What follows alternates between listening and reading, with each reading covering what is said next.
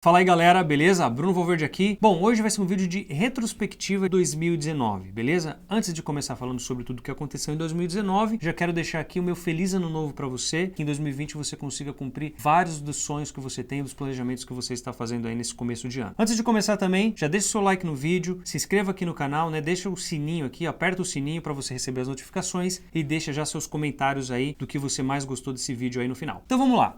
Bom, 2018 foi um ano muito intenso, né? Tivemos a turnê mundial aí com o Angra, do Omni, passamos aí, eu acho que 30 ou mais países, foram mais de 100 shows, então foi uma coisa muito intensa. E 2019 eu sabia que seria um ano de muito planejamento e muitas coisas que eu gostaria de realizar, coisas que estavam na minha cabeça já há muito tempo e graças a Deus deu tudo certo. Basicamente 90% das coisas que eu planejei aconteceram, então já é um bom resultado aí. A ideia, a meta é sempre conseguir 100% do que você planeja, mas 90% eu já acredito que é uma coisa bem interessante. Então começando em janeiro, tivemos ali no começo uma oficina de artes com o Rafael Bittencourt e o Mike no Sesc, e foi muito legal porque foi uma oficina de 2 semanas que a gente falou bastante sobre composição, né, como começa o processo de composição, seja, né, obviamente na bateria, uma linha melódica. Então ensinamos basicamente o fundamento ali da composição e como final, como resultado, foi uma música que a gente fez e desenvolveu junto com os alunos ao longo dessas 2 semanas e foi bem interessante. Então o ano já começou assim, com a parte mais didática, com masterclass, e aí logo depois, 2 ou 3 dias depois, eu fui para a NAMM Show,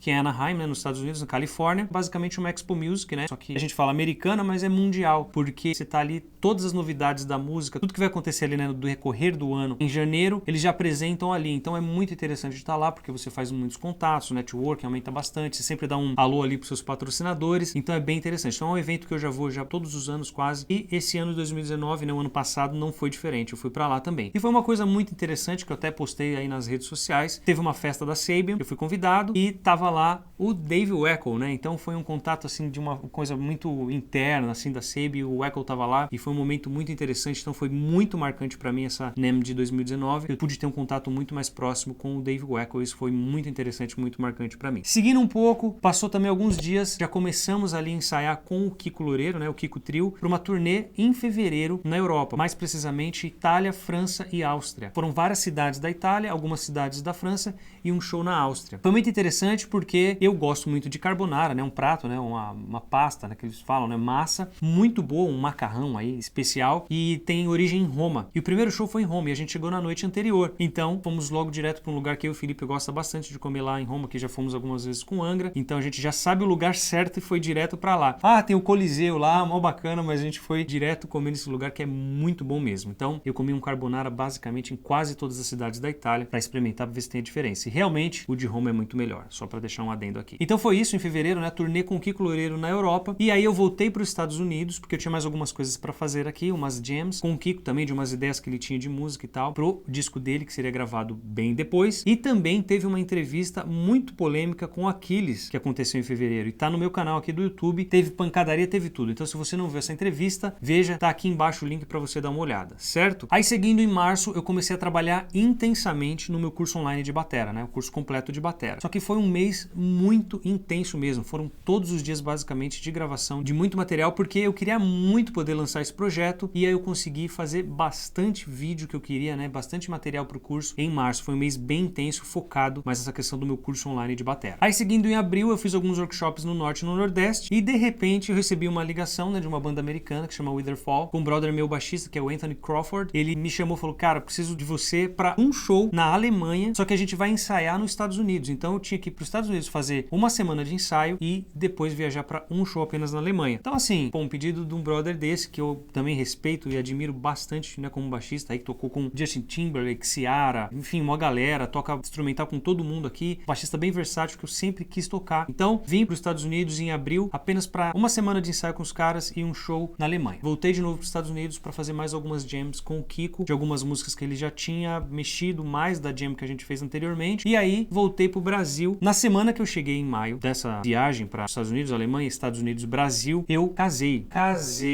Então meu casamento foi em maio e foi bem bacana, muito corrido e deu tudo certo, casamos em maio e aí agora o Brunão, um homem casado, beleza? E é isso, aí seguimos em maio, o que teve em maio?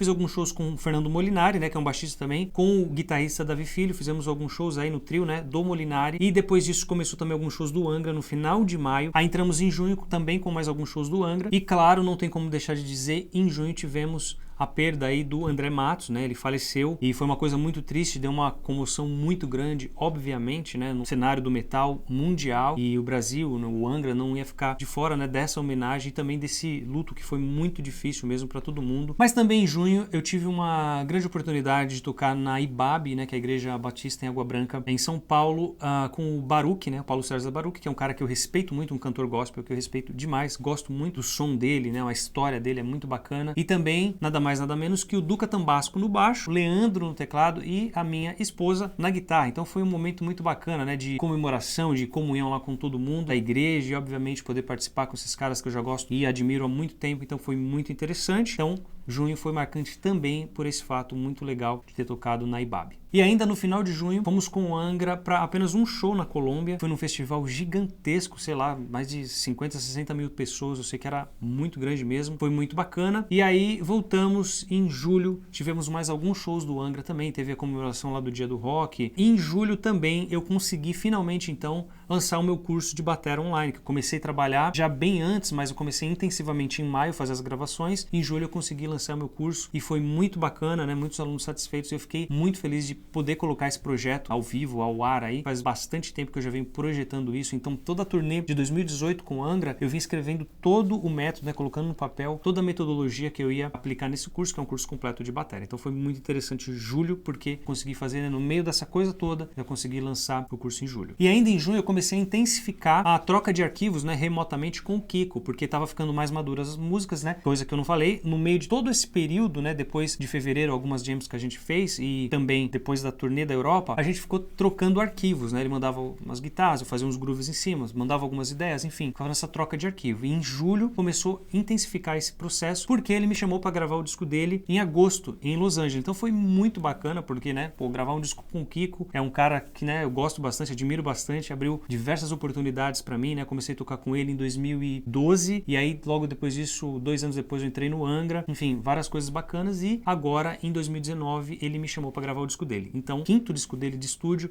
fiquei muito feliz, porque, meu, Mike Terrana já gravou com o cara, Virgil Donati já gravou com o cara, Cuca Teixeira também, que é o cara que eu admiro muito, gravou, e agora tenho, né, essa oportunidade de entrar nesse hall, esses bateras aí que ele escolheu pra trabalhar junto e gravar em estúdio. Fiquei muito feliz mesmo. Então, aí a gente já entra em agosto, que foi o mês que eu vim pra Los Angeles pra fazer a pré-produção, né, do disco dele. A gente ficou em estúdio intensamente, vários dias, né, fazendo essa pré-produção, né, dando aquele tapa bem legal nas músicas, e aí já entrei em estúdio, num outro estúdio que a gente fez pra gravar oficialmente o disco. Então as bateras já estão gravadas e tá um disco muito bacana mesmo. São músicas desafiadoras, né, que teve muitas ideias. O Kiko é louco, né, tem umas ideias meio loucas lá também. Então foi bem bacana poder ter gravado esse disco em agosto. Só que 2 dias depois de ter gravado o disco em Los Angeles, fomos para São Paulo e também Paraná, não lembro direito quais cidades a gente foi, mas foi para fazer uma tour, né, com o Kiko Trio. Fizemos alguns Sescs, fizemos shows também lá no Hard Rock de Curitiba. E aí em setembro rolou a Music Show, né, que é um evento aí de exposição em São Paulo da música também. Então foi muito legal, que é um projeto relativamente recente, eu acho que está no 2º ou 3º ano e está crescendo bastante. O projeto é bem interessante. Então uma reunião aí com vários músicos, galera toda da música, seja os rubistas ou os profissionais, simpatizantes aí da música, estavam todos lá e foi um evento muito bacana. E também uma outra coisa interessante de setembro foi que eu toquei na Bethesda, né, a convite do amigo Ronaldo, baixista e também um orquestrador, assim, multi-instrumentista, um cara genial, me convidou para fazer esse som na Bethesda. E como eu respeito muito o Ricardo Gondim, que é pastor lá da igreja, também foi um motivo de muita alegria para mim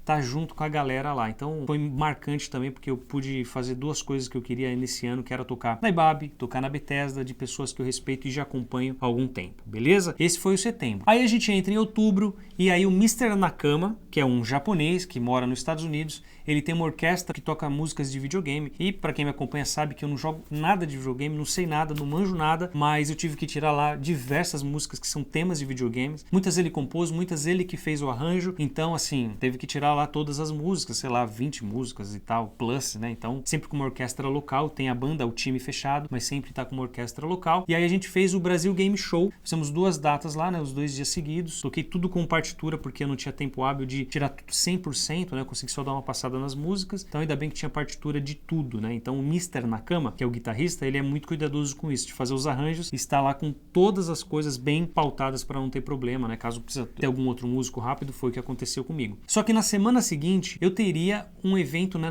No Mega Cruise, que é o cruzeiro do Megadeth. A gente ia tocar com o Kiko Loureiro Trio. Mas, por algum motivo, caiu a gig. Mas já estava marcado, tinha um convite do Kiko. Acabei vindo, né, para os Estados Unidos para ficar lá no cruzeiro de qualquer forma, né? Porque já estava convidado ali do Kiko, etc. Ia rolar de tocar, acabou não rolando e tudo bem. Só que na semana seguinte do navio já tinha o evento marcado na Tailândia com o Mr. Nakama, né, que é o VGO, né, Video Game Orchestra, que ele tem, que é o mesmo projeto que a gente tocou no Brasil, e a gente foi tocar na Tailândia. Beleza, só que isso aí já é final de outubro, então eu viajei dos Estados Unidos para Tailândia. Aí voltei para os Estados Unidos e na semana seguinte a gente foi para a Ásia de novo para tocar na Malásia. Então eu até postei, ninguém entendeu nada. Falou, estava na Ásia, foi para os Estados Unidos, voltou para a Ásia de novo. Pois é assim que funciona, né? A gig não dava para ficar uma semana à toa lá na Ásia sem fazer nada. Então a gente voltou para os Estados Unidos e depois voltou para Malásia, né, na Ásia novamente. Beleza? Aí uma coisa muito interessante, né, de novembro para dezembro, eu comecei a trabalhar aqui na minha sala de batera, aqui nos Estados Unidos, aqui em Los Angeles, né? Comecei a ajeitar a sala, deixar a sala bonita, dar um tapa, ficar com um cara de estúdio mesmo e tal. Isso no final de novembro, começo de dezembro. Então, em dezembro, eu já tava, né, com essa sala bem bacana do jeito que eu gosto, que é essa sala que eu tô falando aqui com vocês, com as minhas coisas todas setadas e tal, batera plugada, aquela coisa toda para poder fazer os vídeos, gravar, enfim, etc. Bom, e aí em dezembro eu recebi a notícia muito bacana que o meu visto americano aqui de trabalho tinha saído. Então, 100% com o visto do jeito que eu queria, o planejamento, né, do ano inteiro e tal. Então, foi um ano de muitas mudanças. Eu casei em maio, depois mudei para os Estados Unidos. Então, assim, é uma coisa muito bacana aí que aconteceu, um planejamento já de muitos anos, bastante antigo já na minha cabeça, que eu consegui realizar aí em 2019 e agora estamos em 2020 e vamos para cima com tudo. E acabei de receber uma ligação do Jeff Tate para fazer uma turnê com ele na Europa. Ou seja, comecei 2020 aí com tudo, né? Agora vai fazer final de janeiro, começo de fevereiro, uma turnê com o Jeff Tate lá na Europa. Eu tô viajando agora entre esses dias para Seattle, que é onde ele mora, para fazer os ensaios e então ir para Europa para fazer a turnê com ele. Embora